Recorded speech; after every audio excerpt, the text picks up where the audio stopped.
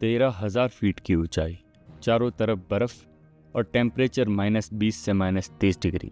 और अचानक हज़ारों चाइनीज सोल्जर्स इंडियन पोस्ट को घेर लेते हैं।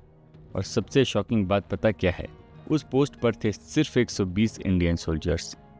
ये कहानी है बैटल ऑफ रेजांगला की, जिसे इंडियन मिलिट्री हिस्ट्री की सबसे डेंजरस लास्ट स्टैंड्स में गिना जाता है।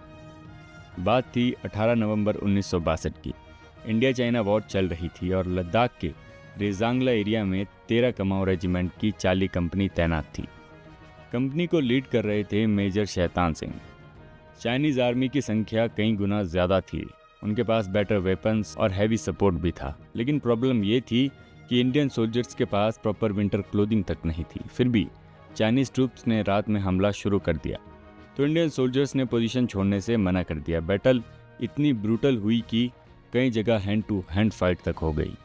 चाइनीज़ सोल्जर्स बार बार अटैक करते रहे, लेकिन इंडियन आर्मी हर बार उन्हें रोकती रही। कहा जाता है कि इंडियन सोल्जर्स ने सैकड़ों चाइनीज़ सैनिकों को मार गिराया, लेकिन धीरे धीरे एम्यूनेशन खत्म होने लगी। बैकअप आने का कोई चांस ही नहीं था। कम्युनिकेशन लाइंस भी टूट चुकी थी। फिर भी सोल्जर्स आखिरी गोली तक लड़ते रहे। जब बैटल खत्म हुई और रेस्क्यू टीम्स वहां पहुंची, तो जो सीन उन्होंने देखा वो दिल दहलाने वाला था।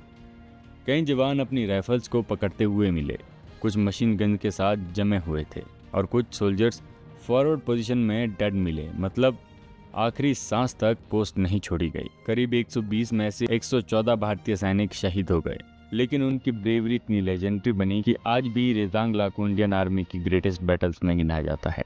आज रेजांगला मेमोरियल पर वो मशहूर पंक्तियां लिखी है जो इन रेवारी जवानों के बलिदान को अमर बनाती है।